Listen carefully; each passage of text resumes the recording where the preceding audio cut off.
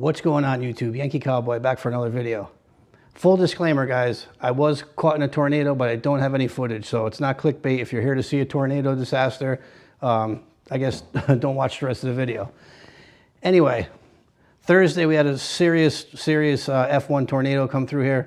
I live in Connecticut. We really don't get tornadoes a whole hell of a lot, but this particular day, they were calling for microbursts and possible tornadoes. Knew the storm was coming. It was supposed to hit about 4 o'clock. I get out of work at 4 o'clock, so I left work as normal.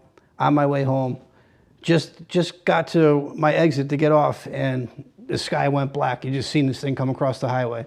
And next thing you know, front windshield looked like you were in a car wash, and it was just pitch black. And I drive an F-250 Super Duty, pretty heavy vehicle, and it was rocking and shaking like it was going to go over. And all I could think of was, I don't have my bug out bag on me in the truck with my first aid kit, any of my supplies. And, you know, I called my wife. I was trying to get a hold of her to tell her, look, I might not make it home. And phones were dead. I mean, things just went bad fast. And all I could think of is if this truck ends up going into the ravine off the highway, I have no supplies on me at all. Which leads me to my next point here. Always have a bag on you with a med kit at least. Something, a seatbelt cutter and a med kit at the bare minimum. Because normally I have my Vertex Gamut Plus bag, which is pretty loaded out with some stuff that would have been in handy if, God forbid, that did happen. But, you know, it didn't happen, so thank God. But the bag will be going back in my truck from this point forward. All right, you should also probably go through your bag and make sure that all your stuff is fresh and up to snuff. I know a lot of these edible stuff, they're good for years to come, but it's a good idea just to go through it, make sure things are still in good working order. Make sure nothing's expired. If you have any kind of sprays or lotions or any of that stuff, any kind of first aid stuff that can actually go bad, you know, it's a good idea to go through your pack and just always either add or take away things you might need. In this instance, all I was thinking about is possible seatbelt cutter and maybe trauma pads for bleeding or something, because I thought for sure the truck was going over and I was going to be in a ditch, you know, busted up pretty good. So it's a good idea to go through your kit and think about what you may or may not need in a disaster. Especially with the way weather's been going around here lately, it doesn't surprise me that, you know, something bad could happen and will happen. So I'm going to be ready for it the next time. But I'm going to show you guys the bag that I normally carry. We're not going to get into the inside of it. I don't even have it packed out right now because I took everything out and I'm going to go through it again myself. But I'll show you the bag that I do carry.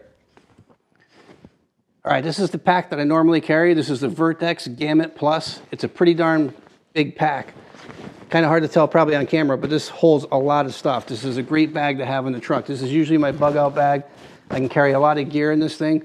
You could put a substantial size first aid kit in this bag for sure. Pouches for water on either side. It just holds a lot of stuff. This is a great bag. If you guys are interested in a good quality bag for firearm and bug out stuff, because they all have a firearm compartment in here, which is on the side, but I'll save that for another video. Anyway, this is the bag. This is a great bag. I run all Vertex bags. These bags are awesome. And this is my bag that's going to be going in my truck with my emergency supplies in it. All right, so let's get back to the story. So after sitting there on the highway and just sitting through this, because it lasted for about a good 8 minutes, I'd say, of just pummeling wind of about 100 miles an hour. Luckily, the truck didn't go over. You know, I was able to get myself off the exit. And, you know, it was still pretty bad out, but it was moving so fast that things were actually improving, which was good. So I get off the exit, I make it onto, you know, the road off the highway, and then the next thing you know, here's part 2 to this. How do you get home from here? Because it took me about an hour and a half to get home because the neighborhood looked like a war zone. It was riddled with trees down, trees on houses, people's backs of their houses blown off. I mean, there was just stuff everywhere. It was like nothing I've ever seen before. I've seen a couple major hurricanes come through here. Gloria was one of the biggest ones when I was a kid. And this neighborhood looked way worse than Gloria. Tornadoes are a lot more forceful, in my opinion, than a hurricane, you know, depending on the category. The winds are just a lot higher in a tornado. But the neighborhood was just ruddled. So every road you went down, there was trees across the road, lines down, you couldn't get anywhere. So that's the other thing. Have a route where if there is bad weather, either get home before it starts, or if you have to be in it, have alternative routes. And I just moved to this neighborhood, what, 2.5 years ago? I mean, I'm from the area. I know the area pretty good, but there's a lot of roads that I went down that I've never been down before. And, you know, I tried to get the GPS up. Cell signals were sketchy. The GPS was sketchy at that point.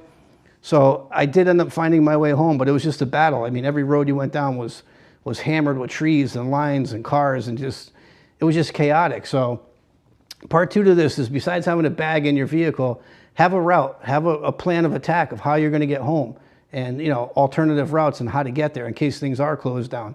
That's an important thing to take into consideration, and I will be doing so from this point forward, because I don't want to get tangled up in that again for an hour and a half getting aggravated and just seeing all the destruction. I took a few pictures, and I may roll some in here, just crappy cell phone pictures from throughout the day.